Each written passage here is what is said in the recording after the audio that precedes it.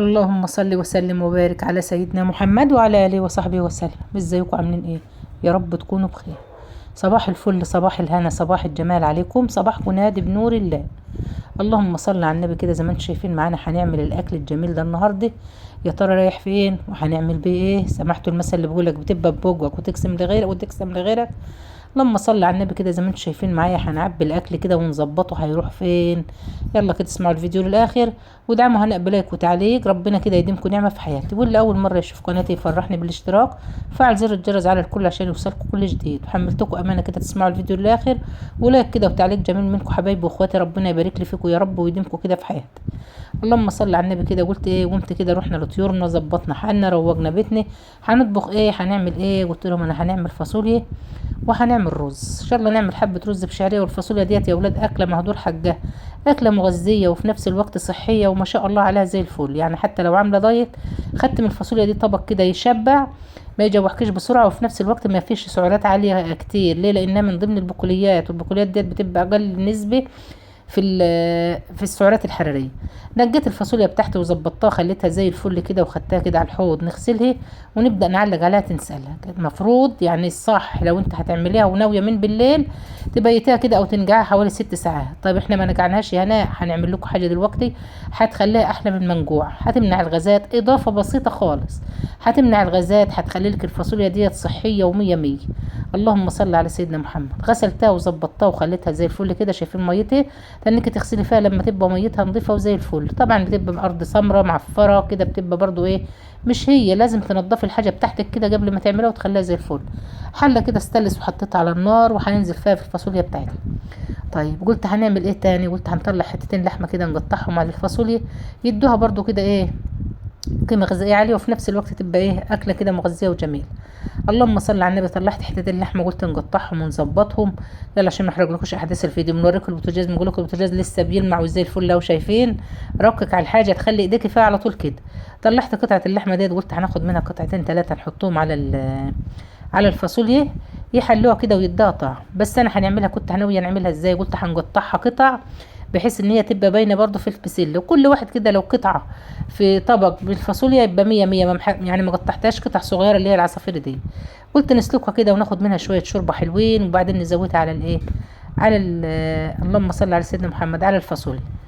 معانا لحد دلوقتي شايفين الاكل رايح فيه. طيب قطعت كده اللحمه بتاعتي زي ما انتم شايفين كانت متلجه وجامده. فالحاجه لما تبقى جامده كده فعلا والله بتوجع في الايد، فحاسبه. واهم حاجه لو السكينه حاميه تحاسبي كده وانت بتعمليه.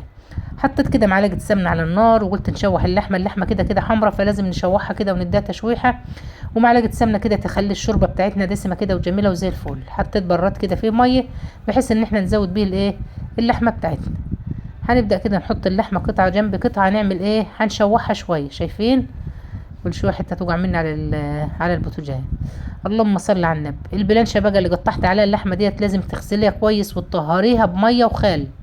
تغسلي وتظبطي وحبة خل كده وتمسكي البلانشة دي تغسليها كويس بالخل، وتغسلي السكينة والطبق اللي كان فيه اللحمة دي لازم برضو تغسليه بخل. ليه؟ لأن عشان دي بيبقى فيه بكتيريا، فالبكتيريا دي غلط، ولو سبتها على حوض المطبخ ممكن تسرح منك. فعلى طول بسرعة كده ابدأي ايه، اعمل الحاجات دي وطهريها. قلبت وظبطت كده، وكنت جايمه بدري والله. الحاج كان قال هتنقوا الفاصوليا التجاو اللي احنا هنزرعها فين، هنزرعها في الغيط. فقلت لا، حتى والله الباقون يا ماما ده لسه بدري. قلت لهم مش بدري ولا حاجه، احنا هنروح وهنشتغل، نيجي نلاقي الحاجه حتى ايه هنعملها ونوطي عليها ونسيبها على ما نيجي تكون خلاص قربت تستوي نعمل الرز نبقى انجزنا. وعودي نفسك على كده. لو وراك حاجه ما تقوليش احنا لسه بدري، الغدا هيبقى بدري، مش بدري لا. ظبطي حالك كده في اول اليوم. جبت بصلايه كده وقطعتها 4 ارباع زي ما انتم شايفين معايا، ونزلت بقى على اللحمه بعد ما شوحناها وخدت لون جميل كده. اللهم صل على سيدنا محمد. دي اول حاجه معانا. معايا كده فصين توم. انا هنعمل لحمه بالخضار، لازم الخضار اي خضار لازم تضيف عليه فصين توم، ما شاء الله كده بيدوه طعم وريحه وخلوه كده زي الفل. وهنبدا نشوح في اللحمه ديت لحد ما تشم كده ريحتها، كده تلاقي ريحتها زي الفل. هنعمل ايه تاني؟ اول حاجه كده هنزودها الميه المغليه. ومادام شوحنا لحم ولا هتعملي لحمه لازم تزودي ميه مغليه. حتى لو الحله نقصت منك في الشوربه ما اوعي تزودي ميه صاقعه. ليه يا هناء؟ لان الميه الصاقعه بتوقف السوا. يعني اللحمه الحبه اللي استوتهم لو حطيتي ميه صاقعه هتوقف السوا معاك. اللهم صل على النبي. انا جبت البراد بسرعه، العين الكبيره، بحيث ان هي تغلي معايا بسرعه. وزي ما انتم شايفين كده شغاله تشويح في الايه، في القطعتين اللحمه اللي احنا عملناهم، مش قطعتين يا هناء. ماشي يا جماعه، المره اللي فاتت قلت نص كيلو، قلت مش نص كيلو، انا عامله حوالي كيلو الا ربع كده او ما يقارب على الكيلو. اللهم صل على سيدنا محمد. هنبدا كده نظبط حنه وننزل من الميه بتاعتنا لحد هنا ماشيين وزي الفل، وعارفين الاكل ده رايح فين.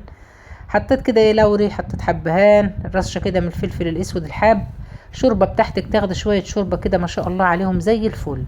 هنبدا نعمل ايه، ناخد الميه بتاعتنا اللي احنا حطيناها تغلي، نزودها على الحله بتاعتنا. اول الحله ما تغلي معايا هنهدي عليها النار، لو لقيت عليها ريم تبداي تشيل الريم اللي هيبقى عليها ديت عشان تاخد شوربه صافيه كده وجميله. شوربتك رايقه ومية مية، لو اللحمه نضيفه عمرها مش بتعمل ريم، لو ما تشركناها كتير اللهم صل على النبي كده ايه ما بتعملش ريم. فانا غطيت عليها كده وسبتها، مليت البراد تاني وحطيت، ورحت نشوف الفاصوليا لقيتها بدات تغلي، هنهدي عليها النار خالص لحد كده تمام ومية مية. طيب هنعمل ايه تاني، اللهم صل على سيدنا محمد. غطيت كده على الفاصوليا وظبطتها، ورحت كده نشوف اللحمه بتاعتنا نشوف عليها ريم ولا ايه. والله العظيم لقيتها زي الفل كده زي ما انتم شايفين، ساعه ما غلت معايا لقيت الشوربه صافيه كده وجميله وما عليهاش اي حاجه. قلت يلا ما شاء الله كده ايه حلوه، لا نشيل ولا نعمل حاجه كده مع نفسي.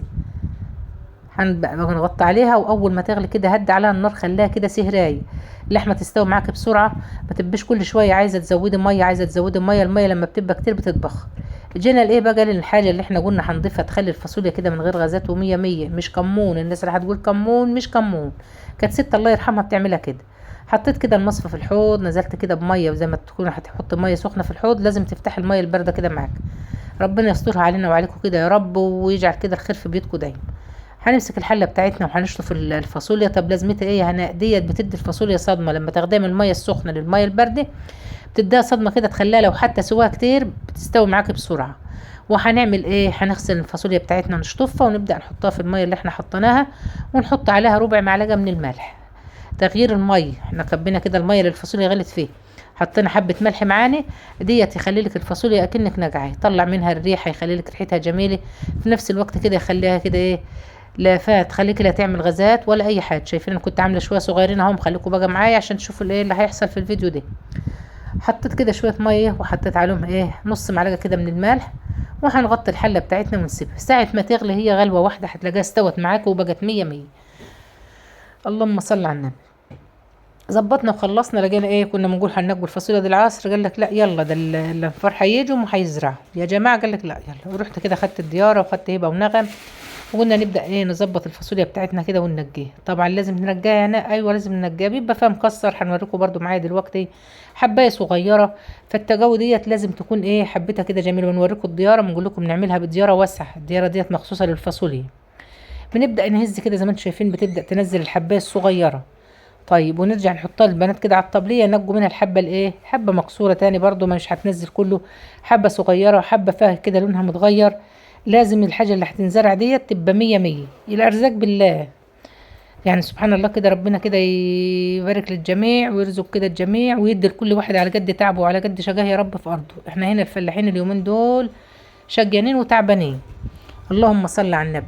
بدات كده نحط لهم على الطبليه هم ينقوا. نغم بتقول لكم ايه بقى في الحته ديت، البنات هم اللي مش منظفين البوتاجاز وتاني، وانا كنت غلطت، طب ما انتوا فعلا ما كنتش منظفين البوتاجاز، وقاعده تضحك وتعمل. بنوريكم بقى كده الحب المفلج اهو شايفين اهو. اللهم صل على النبي. كده نبدا ننجي الحبه ديت، بتبقى الفاصوليا ناشفه فالمكنه بتكسرها بتيجي نصين، فديت مش بتطلع النبات بتاعها، فلازم تكون الحبايه ايه الحبايه سليم. بنبدا بقى كده على الطبليه زي ما انتم شايفين معايا، يبداوا يفروا فيها كده ورايا ازاي بقى كده زي ما انتم شايفين كده عملوا ايه. اللهم صل على سيدنا محمد. ناخد الحبايه الصغيره الحبايه المكسوره، نظبط حالنا، تخلي الشوط التجاوي اللي انت هتزرعهم كده زي الفل. طبعا الفلاحين كلك عارفين كده، والناس اللي بتعمل زينا كده تكتب لي في التعليقات، اللي بيزرعوا فاصوليات بيزرعوا زينا دلوقتي. احنا دلوقتي بنزرع الفاصوليا الشتوي والبطاطس الشتوي والبرسيه، ديت الزراعات اللي بتنزرع دلوقتي. بتنزرع مكان ايه مكان الذره، فاكرين لما كنت مصوره لكم في الذره. اللهم صل على النبي. بنبدا بقى نزرع، اللي عايز يزرع فاصوليا، ناس بتزرع بطاطس، وطبعا الناس اللي عندها مواشي بتزرع برسيم للمواشي. فاللهم صل على النبي كده ايه ديت انواع الخضار اللي بتنزرع عندنا. كرنب بقى في البرسيم، اللهم صل على النبي كده خاص. الخضار في الشتاء بيبقى ما شاء الله عليه. والناس اللي جت هنا انت ليه مش بتزرعي خضار يا جماعه، الخضار في الصيف غير الشتاء خالص. الشتاء بيبقى الخضار فيه كتير وبيبقى حلو، لكن في الصيف بيبقى عايز عنايه خاصه. يعني في ناس بتبقى عاملاه في صوبه، اللهم صل على النبي كده بيبقى ليه حاجه كده معينه. ليه؟ لان الجو بيبقى حار، فبشيط الخضار دي مهما تكلفه ومهما تعمله ما بيبقى ايه، مش مظبوط. لكن في الشتاء باذن الله كله بيزرع. حتى لو تلاحظوا تلاقوا ربطه الخضار في الشتاء ما شاء الله عليه كده كبيره، وتلاقي الربطه ب2 جنيه ولو ب5 جنيه تحشي منهم مرتين ثلاثه. لكن دلوقتي زي ما انتم شايفين كده معايا هنخلص التجاوب بتاعتنا كلها زي ما انتم شايفين كده، بنهز بالدياره ونحط على الطبليه ونرجع نفرها. لازم يا هناء الموال ده لازم لازم لازم الحبه تبقى لما تبقى الحبه كبيره يطلع ابنها كويس اللي هو الزرعه بتاعتها. اللهم صل على سيدنا محمد. ربنا كده يكرمنا ويكرمكم ويرزقكم جميعا كده يا رب، ويرزقنا ويرزق الجميع كده باذن الله. اللهم صل على النبي. فلازم تعودي نفسك على كده، لازم يكون في نشاط، في حيويه، ما نسيبش كل حاجه على الرجاله. ما احنا قاعدين برضو في البيت، وشغل البيت كده كده مش بينفض ولا بيخلص. فحاولي برضو بقدر الامكان ان انت تعاوني معاهم. احنا ما خسرناش حاجه لما رحنا نجينا لهم الشويه الفاصوليا اللي هم عايزينهم. روحنا برضو عملنا غدا لنا وغدا ليهم، هتشوفوا كده في اخر الفيديو. اللهم صل على النبي كده. لازم الدنيا تنها ماشيه. نشوف ستات كده قاعدين لا لهم دعوه ولا بده ولا بده، هم قاعدين في البيت حتى ما بيبقوش نايلين الهم. نغم بقى بتوريكم الحبايه، شايفين حبايه الفاصوليا معانا؟ بسم الله ما شاء الله على الجمال والحلاوه. يا رب تبارك لنا كده وتبارك لكم، ده اللي طالع منها اهو، شايفين؟ اللهم صل على النبي. ربنا كده يبارك لكم يا رب ويطعم الجميع كده وترزقوا يا رب كده كل من كان، وتكفيكم كده يكون لكم جميعا شر، تكفي ولادنا كده شر بنات الحرام وشر ولاد الحرام وتسترها عليهم يا رب. والله انتوا عارفين ابراهيم يمكن بقاله 3 ايام بيبات في الغيط. ليه؟ كانوا تقطيع الذره والزراع والبتاع، ودلوقتي على ما وضبوا الارض وحرتوها وغرقوا للفاصوليا. كانت الارض التانية كده بدأت تنشف زي ما انتم شايفين. باذن الله هنبقى نروح معاهم كده في زراعة الفاصوليا ونوريكم. برضو في ناس بتزرع بالعزاجة وناس بتزرع بالانفار، فتلاقي الدنيا ماشيه. النهارده كنا باذن الله كده هنزرع بالايه، بالعزاجة. عملت ايه يا ولاد؟ طبعا زي ما قلت لكم انا كنت عامله الرز وعامله الفاصوليا، وعامله الفاصوليا شويه صغيرين. لقيتهم بيقولوا لا ده هم جايين دلوقتي، بتبقى العزاجة دي بيبقوا نفرين او 3، فعايزين ايه الغد. طب نعمل ايه؟ نعمل ايه بسرعه؟ طب الشوط الفاصوليا اللي هيكفوا كده ولا كده؟ وانت طبعا مش بنحب الحاجه تبات. رحت جايبه 3 بطاطسات صغيرين زي ما انتم شايفين. كنت على ما روحت بقى كانت رضوى كبت عملت ميه سلق الفاصوليا وشطفتها وحطيتها في ميه بارده كده زي ما انتم شايفين معايا. قشرت بطاطستين 3، رحت نازله عليهم كده بايه، بنص قرن فلفل حامي وقرن فلفل بارد. وهنعمل صينيه بطاطس صغيره، بصلايه كبيره هي، مش عارفه البصل بقى يضرب من قلبه ليه، شايفين مجوراها ازاي؟ وبعدين حرام اننا نرميه، يعني هي حاجه بسيطه كده جورتها كده بالسكينه زي ما انتم شايفين معايا. العيش عايزه التوفير وعايزه التدبير، عايزاك تمسك الحاجه اللي هي مش كده برضو، اللي فيها اي حاجه فالحه تاخديها ما ترميهاش، يعني خلي قلبك كده على الحاجه. فجورتها كده زي ما انتم شايفين وخليتها زي الفل معايا، هي كده صالحه ومية مية، وشطفتها كويس تحت الحنفيه وبدات نقطعها. نبقى هنعمل ايه، حطيت 3 بطاطسيات على بصلايه كبيره على قرن فلفل بارد وحته كده من الفلفل الحامي، بتطعم الحاجه كده معاك وتخليها جميله وزي الفل. هنعمل ايه؟ هنعمل صينيه بطاطس. اللهم صل على النبي. انا بعد ما قطعت البطاطس شطفتها تحت الحنفيه، لازم تشطفوها كده تنزلي النشويات اللي فيها. هنحط كده نص معلقه من الفلفل على نص معلقه من الكمون ونص معلقه من الملح، ونبدا نقلب الخضار ده كله مع بعض. قلت ايه يا دني يا ولاد، ده انا نسيت نطلع صلصه. طب هنعمل ايه؟ رحت نطلع حته كده بسرعه وحطها في الميكرويف، تنفع للفاصوليا وفي نفس الوقت للايه، للبطاطس. فقلت يلا نخرط بصلايه كده ونقليها للفاصوليا على ما الصلصه بتاعتي تفك. ما طبعا مش عارف نحطها مجمده لا هنا ولا هنا. اللهم صل على النبي كده. حطيت معلقه سمنه وهنبدا ننزل كده ببصلايه وسط. هنعمل ايه؟ هنعمل تغذيه الفاصوليا او التقليه بتاعت الفاصوليا. بصلايه كده وما تحمشهاش، خليها ايه يعني لونها هادي. السكينه الصغيره مش مخلصه، قلت لها مش يومك خالص، يلا كده على ناحيه ونجيب الايه السكينه الكبيره. اللهم صل على سيدنا محمد. وهنبدا كده نقطع ونظبط. اعملي بصلايه كده بايديك، سيبك بقى من المبشره والكب والحاجات دي، تخليك شغاله كده على قديمه، من فات قديمه تاه بايدينا كده بالسكينه. واهم حاجه سكينتك ناعمه، والله لو عايزه البصلايه زي ما بتبشرها بالمبشره لا تعمليها، بس اهم حاجه السكينه بتاعتك تكون ايه، تكون حاميه. خرطت البصلايه كده وظبطتها، ده كله والصلصه فين، في الميكرويف. وبدات كده نشوح ونقلب في البصلايه. اللهم صل على النبي. واللحمه معانا كانت دخلت على سوا. هنضيف كده من نص معلقه من الملح صغيره. ليه يا هناء؟ ديت بتتبل البصله، تخلي الميه بتاعتها تنزل بسرعه وما تاخدش معاكي وقت كتير على النار. واحنا كده كده زي ما احنا متعودين، مش عايزين نحمر البصله، احنا عايزينها يا دوب تدبل معانا، تلاقي الاكل كده مسكر وجميل وفي نفس الوقت ما يبقاش حامي ولا يبقى غلط. اللهم صل على سيدنا محمد. جهزت الصلصه كده زي ما انتم شايفين. هنبدا ننزل كده فين، على الفاصوليا وللبطاطس. حطيت كده على بصلايه الفاصوليا وحلوين جو دول، لان معانا حبه فاصوليا صغيرين. اللهم صل على النبي. نحط كده حبه على على صينيه البطاطس الصغيره اللي احنا عاملينها، ونقلب كده ونظبط نقلب كده الصلصه مع البطاطس، وهنبدا نزود عليها كبشتين من الشوربه. طبعا الشوربه عندنا مية مية، فقلت ايه الشوربه تحلي الحاجه. يعني لو عندك شوربه كده وزودت منها فاصوليا، زودت منها بطاطس، تلاقيها كده مطعماها ومخليها لك زي الفل. اللهم صل على النبي. كشفت الحله، هناخد بس كبشتين تلاتة كده. انا عايزه صينيه البطاطس ديت تستوي وفي نفس الوقت ما يكونش فيها سوائل، يعني يا دوب شكشك بسيط كده. ليه؟ لانها هتروح الغيط، والحاجه طبعا انا لما بحطها في العربيه بتمشي بتلج بتبوظ الحاجه وتكبها. فالحاجه اللي تبقى رايحه الغيط دي عايزه تكون مش شماعه. يعني ايه مش شماعه يا هناء؟ يعني ما يكونش فيها سوائل كتير، يا دوب كده. هنوريلكم برضو في اخر الفيديو هتشوفوها، تحس كده ان البطاطس زي كده المقليه ما فيهاش اي سوائل، بحيث انها ايه ما تبهدلش الدنيا برضو. قعدت نقلب كده في الصلصه عشان تفك معايا بسرعه. هنبدا بقى نغطي على الحاجه كده ونسيبها على ما تبدا تغلي، نكون ظبطت الرز بتاعي، وناخد صينيه البطاطس ديت نحطها في الفرن. اللهم صل على سيدنا محمد وعلى اله وصحبه وسلم. نحطها في الفرن ونحط معاها ايه الرز. اللهم صل على النبي. كده حطيت فلفل، حطيت كمون، وطبعا هنحط حبه صغيرين من الملح. ومعايا الشوربه برضو هتبقى ايه الشوربه طبعا متملحه، ما نكترش الملح في الحاجه لما تكون هتزودي شرب. هنزود الفاصوليا رخرة كبشتين كده من الشوربه، خلوها معاك كده مية مية. بس مش خلاص بقى كده مش هنعرف نحط لحمه في البسله. ما انت في ظروف زي ديت لازم تقضي نفسك. انت من كل يوم بنعمل، كل يوم بناكل، لا. فاما يبقى يوم زي ده بنقص احنا خلاص في البيت، بنيجي موديه الحاجه لغايه ما انا مش هنلحق نعمل تاني. والله العظيم والله العظيم انا كنت بنعمل الفاصوليا والبطاطس دي والظهر بأذن. طيب هنعمل ايه؟ قلت لا، خلي شويه الحتتين اللحمه يروحوا لغايه. اللهم صل على النبي كده. واحنا كل يوم بناكل خلاص. وبعدين اهم حاجه ان الحاجه اللي انت ملزومه بيها لازم تعمليها. احنا كده كده يا جماعه، اللي بياكل لحمه زي اللي بياكل عيش ومخلل. ديت بتسوي دي خلاص، ساعه ما تاكلوا وتخلصوا كله سوا بعض. اللهم صل على النبي. مسكت صينيتين رز كده زي ما انتم شايفين، عايرناهم نص الصينيه رز ونصها فاضي، غسلناهم كويس. اللهم صل على سيدنا محمد. ايه هنا انت محسوده ولا ايه؟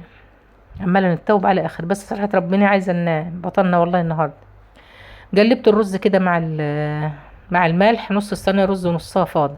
نغسلها كويس. نبدا نحط على الكيلو الرز هتحط له نص معلقه كبيره من الملح، ونبدا نقلب كويس كده زي ما انتم شايفين. وننزل بتلات ارباع الصينيه حليب وربعها ميه.